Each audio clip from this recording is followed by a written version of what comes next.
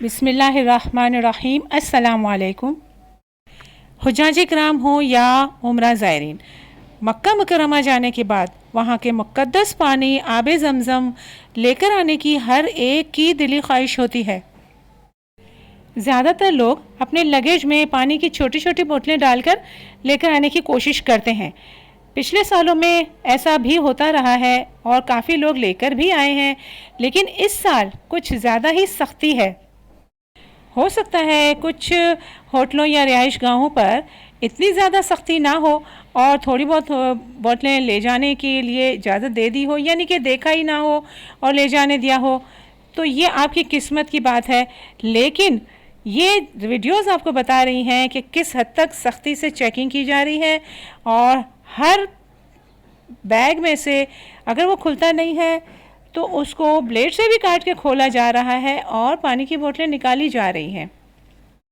इससे पहले एक वीडियो में मैं पहले ही बता चुकी हूँ कि हर हाजी को तकरीबन 5 लीटर पानी फ्री दिया जा रहा है। कुछ एयरलाइंस जद्दा एयरपोर्ट पर दे रही हैं और कुछ एयरलाइन अपने मुल्क में यानी पाकिस्तान में आके आपको पाकिस्तानी एयरपोर्ट पर मिलेंगी। उस वीडियो का थंबनेल इस वक्त नज़र आ रहा है और आई बटन में उसका लिंक भी मौजूद है। इसके अलावा अगर लगेज में आपने पानी छुपा कर लेकर आने की कोशिश की है तो वो निकाल लिया जा रहा है। हो सकता है जुर्माना भी लगा दिया जाए। लिहाजा बेहतर है कि इन चीज़ों से बचें और हज जैसा मुक़द्दस फ़रीज़ा अदा करने के बाद चोरी छुपे कोई भी चीज़ लेकर आना गुनाह ही तो है। वीडियो में आप देख रहे हैं कुछ लोगों के बैग में तो सिर्फ ज़मज़म और एहराम के सिवा और कोई चीज़ नहीं है। ये ज़मज़म उनके लिए इतनी कीमती चीज़ है।